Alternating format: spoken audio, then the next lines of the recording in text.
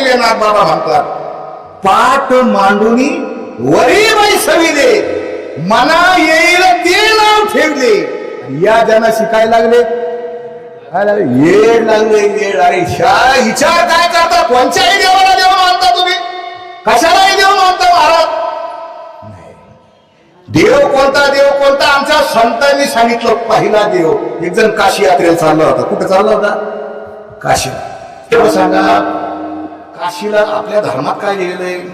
सगळ्यात मोठी पवित्र यात्रा कोणची? प्रत्येकानं जन्माला आल्यानंतर काशीची यात्रा करावी असं धर्मात लिहिलंय.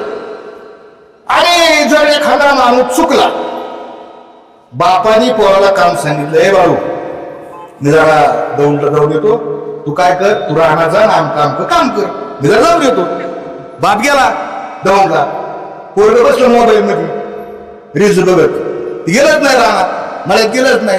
गेलं नाही, काय झालं तिकडे नुकसान झालं, मोटार फिटार जळाले, काय झालं, बाप घरी आला, म्हणे अरे तुला मी सांगितलं होतं आमचं तिथं जा, ते राहणार जा, गेला नाही, मोटर जळाली, पुढे गेलता काशी करायला. काय म्हणतो बाप? काम सोडून पुढे गेलता. बोलायला तुम्ही काहीतरी माणसाला नाही, काम सोडून दिलं पुढे गेलता. काय अहो महाराज, काशीला जाणं हे तर चांगलं आहे ना, पुण्याचं काम आहे ना, पुण्याचं काम आहे ना. मग माणसं चुकला का काशीला गेला? काय म्हणतात? प्रत्येक म्हणीच्या पाठीमागे इतिहास आहे. प्रत्येक म्हणी उगाच तयार नाही झाल्या. या महाराष्ट्रात रामचंद्र यादवांची सत्ता होती. 12व्या शतकात ज्ञानेश्वरीच्या 18व्या अध्यायामध्ये रामचंद्र यादवांचा राजाचा उल्लेख आहे शेवटच्या ओळीमध्ये. तेथे श्री रामचंद्र यादव राज्य करीतो. त्या राज्यामध्ये ज्ञानेश्वरी दिलेली आहे. या राजाचा मुलगा शंकरदेव यादव, आणि त्याचा एक प्रधान होता. त्यांनी सांगितलं प्रत्येक माणसानं एकटा का व्हायना काशीची यात्रा केली पाहिजे. आता राजाचा मुलगा होता. आता आपणही 4-2 जर असं एखादा मोठा माणूस असेल तर गाडी स्कॉर्पिओ घरून आपण पंढरपूरला दुसरे 2-4 माणसं घेऊन जातो. राजाचा मुलगा म्हणजे सोपा नाही. तरी 40,000 ताजी फौज घेतली, यंग फौज घेतली, पुढे गेला काशी यात्रा करायला गेला. ही बातमी अल्लाउद्दीन खिलजी नावाच्या अफगाणिस्तान मधून आलेल्या एका परकीय मोगलाला कळाली. त्यानं देवगिरीच्या किल्ल्याला वेढा घातला. दौलताबादचा जो किल्ला आहे ना, त्याला वेढा घातला. त्या 12व्या शतकाच्या आधी त्या देवगिरीच्या किल्ल्यामध्ये हातगाडीवर सोनं चांदी निघत होते. कशावर? सोन्याचा धूर निघत होता. ते राजधानी होती महाराज, तिथं धूर निघत होता. एवढं संपन्न राज्य त्या अल्लाउद्दीन खिलजीने वेढा घातला महाराज. सैन्य पुढे गेलं, सगळं राजाचा मुलगा सैन्य पुढे गेलं. काशी यात्रा करायला गेलं महाराज. काशीची यात्रा करायला गेलं. त्यांनी किल्ला जिंकला, राज्य गेलं. लोकांनी अनालिसिस केलं, निष्कर्ष काढला. काय निष्कर्ष काढला? राज्य जिंकता आलं असतं, जसे आपण निष्कर्ष काढतो ना, तो आमका निवडून आला असता, पण त्याने असं करायला पाहिजे होतं. तसा तेव्हाच्या लोकांनी निष्कर्ष काढला. काय निष्कर्ष काढला? राजाचं काम काय? प्रजेचं, राज्याचं रक्षण करणं हे कोणाचं काम? राजाचं काम. राजाने त्याचं काम सोडलं, पुढे गेला काशी करायला गेला. काशी यात्रेला नाही. राज्य कशामुळे गेलं? काशी करायला गेल्यामुळे राज्य गेलं महाराज. काशी केली. आणि अजून एक मथुरा पाण्यात. आता ते नंतर सांगेल तुम्हाला, वेळ आपल्याकडे नाही. एक जण निघाला काशी यात्रेला. कुठे निघाला?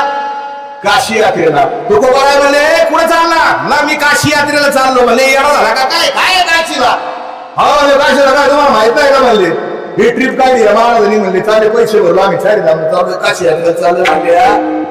काय म्हणले काशी यात्रेला? घरातच तुझे माय बापे. केवळ कोण काशी आहे? काशी विश्वेश्वराचे रूप कोण आहे? तुका म्हणे माय बापे अवधी देवाची स्वरूपे. पहिला देव कोण सांगितला? कोणी सांगितला? वारकऱ्यांचा पहिला आद्य वारकरी आहे पुंडलिकराय. पुंडलिके काय केले? परब्रह्म उभे. वारकऱ्यांचा पहिला देव आहे कोण? आई आणि वडील साक्षात जिवंत देव आहे महाराज. पहिला देव हा विचार कर. दुसऱ्या काय शेंद्रा हेंद्र्या तिकडे देव नाही. पुढे लोक कोणाच्याही मागे तिकडे देव नाही. अजून कुठं देव आहे? अजून कुठं देव आहे महाराज? सावता महाराज मळ्यात बसले होते.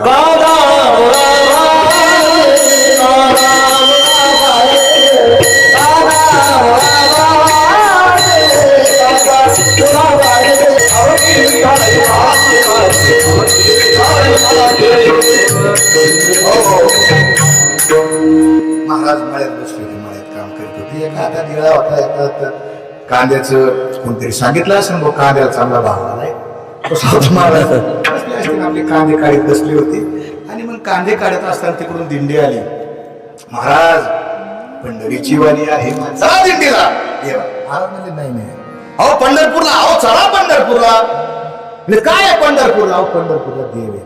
सावता महाराज म्हणजे माझा देव माझ्या मळ्यात आहे. हा जो कांदा आहे ना, कांदा, हा कांदाच काय माझा देव आहे. कांदा मुळा भाजी अवघी विठाबाई. आपल्या कामामध्ये आपला देव आहे.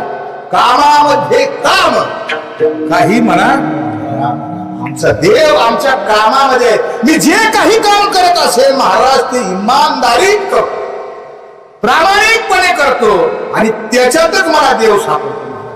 देव सापडतो. आम्ही कीर्तन करावं, आम्ही कीर्तन करतो. आम्ही कीर्तन कसं केलं पाहिजे?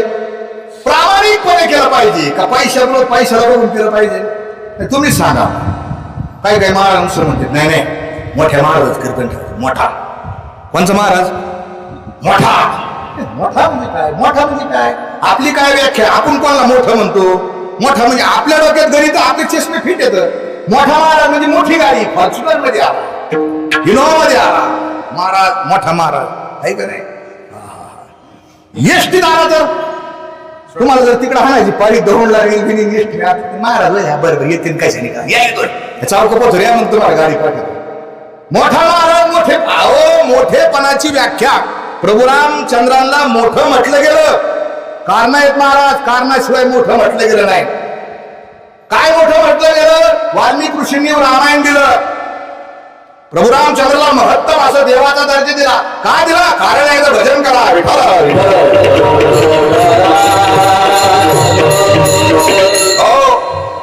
प्रसंग असा आहे की दशरथ राजांनी रिटायरमेंटची घोषणा केली. त्यांनी सांगितलं आता कवर खुर्चीवर बसायचं. कोण म्हणलं? दशरथ. ते तवा बर का, आताच नाही.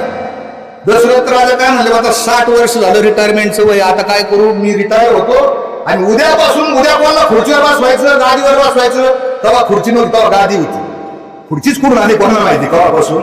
हा गादी होती. उद्या कोणाला गादीवर बसवायचं म्हणले, प्रभू रामचंद्राला गादीवर बसवायचं. आणि दशरथ राजाने घोषणा केली, उद्यापासून प्रभू रामचंद्र राज्य करणार. आणि अशी घोषणा झाल्यावर सगळ्या त्या अयोध्येमध्ये काय झाला? आनंद झाला. सगळे आनंदात. उद्या रामाचं राज्य येणार, रामाचं राज्य येणार. सगळ्याला आनंद झाला. हा एक माणूस दुःखी झाला. कोण दुःखी झाला माहिती का? म्हणता नाही. पहिला कोण दुःखी झाला?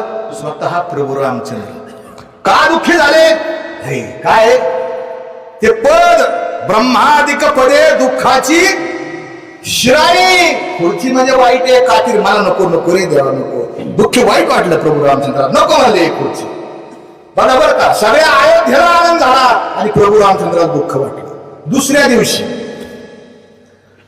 रात्री त्या मंथरेनं कैकेयीच्या कानात काहीतरी सांगितलं. कान लय व्याख्या असं आपल्याकडे म्हणे, ह्यो माणूस रे, ह्यो माणूस लय हलक्या कानाचा आहे. ती बाई ना ती लईच हलक्या काय, कुणी काही सांगितलं का ती त्याच्यावर विश्वास ठेवू. काही हलक्या कानाची.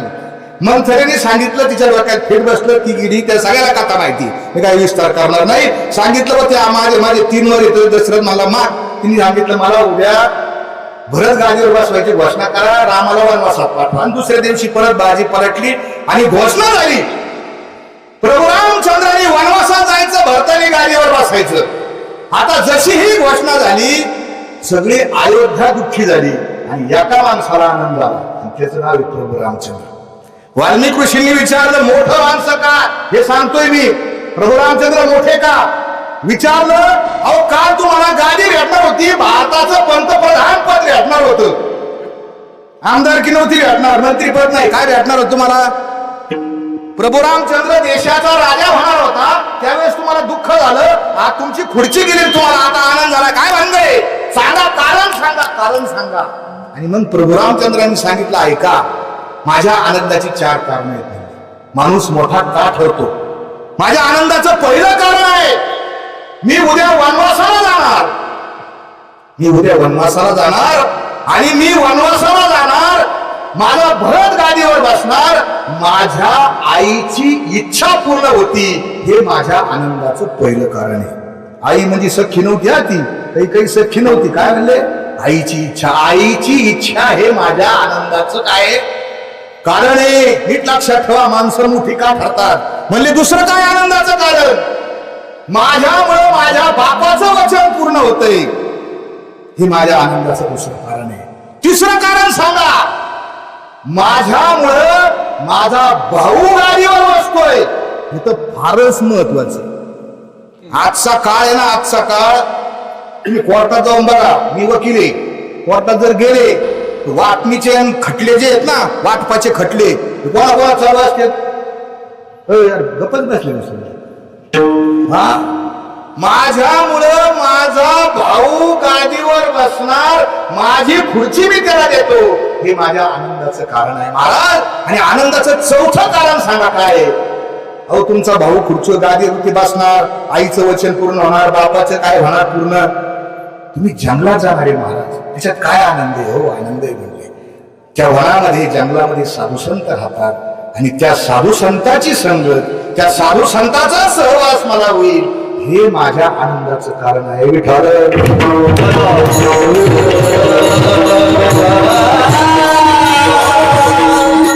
मोठ्या माणसाची विचार करण्याची काही पद्धत आहे. क्षणोक्षणी हातची करावर विचार मोठं मोठं महाराज मोठं हा विचार केला पाहिजे. तळावया पार